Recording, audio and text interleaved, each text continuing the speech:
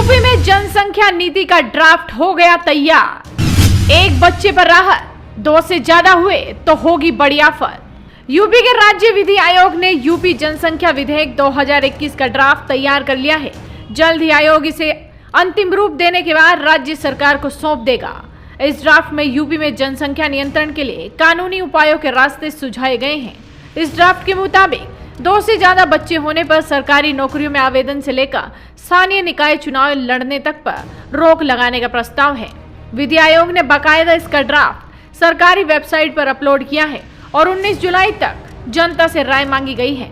आपको बता दें कि ये ड्राफ्ट ऐसे समय में पेश किया गया है जब 11 जुलाई को योगी सरकार नई जनसंख्या नीति जारी करने जा रही है।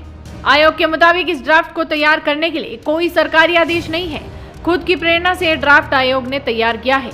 ऐसे में आपको जान लेना चाहिए कि अगर आपके 2 से ज्यादा बच्चे हो गए तो क्या कानून लागू होगा।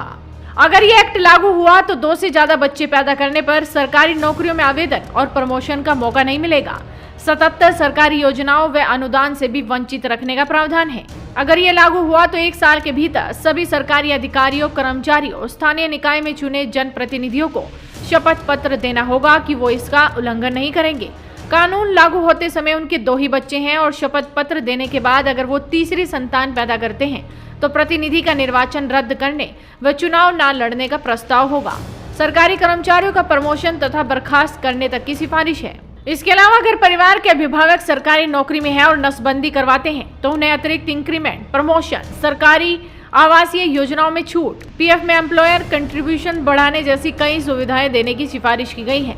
2 बच्चों वाले दंपत्ति अगर सरकारी नौकरी में नहीं है तो उन्हें पानी, बिजली, हाउस टैक्स, होम लोन में छूट और अन्य सुविधाएं देने का प्रस्ताव है।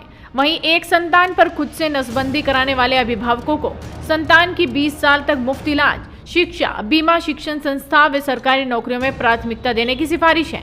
ऐसे में देखना होगा कि सरकार इस मसौदे को कितनी जल्दी लागू करती है और जनसंख्या नीति के लागू होने के बाद क्या बदलाव आता है। तो आप भी अपनी नजरें बनाए रखिए, साथ ही जुड़े रहिए हेडलाइंस इंडिया के साथ।